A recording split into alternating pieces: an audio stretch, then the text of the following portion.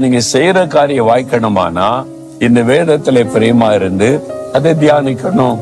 அதனாலதான் சொல்ற, தின காலையில எழுந்து நீங்க வசனத்தை தியானித்து ஜெபிக்கணும்.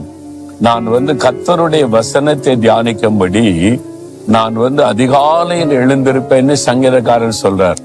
அப்ப அதிகாலையில எழும்பி வேற வசனத்தை தியானித்து உங்க நாளை ஆரம்பிக்கணும்.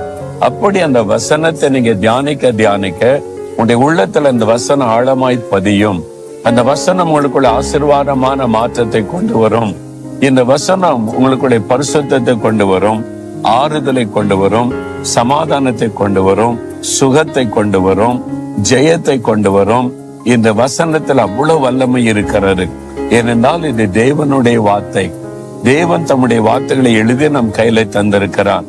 அதனால தினம் அந்த வார்த்தையை வாசித்து தியானித்து நீங்க ஆண்டவரிடத்துல பிரார்த்தனை பண்ணும் போது நீங்கள் செய்வதெல்லாம் வாய்க்கும். நீங்க ஆசீர்வதிக்கப்பட்டவங்களா இருப்பீங்க.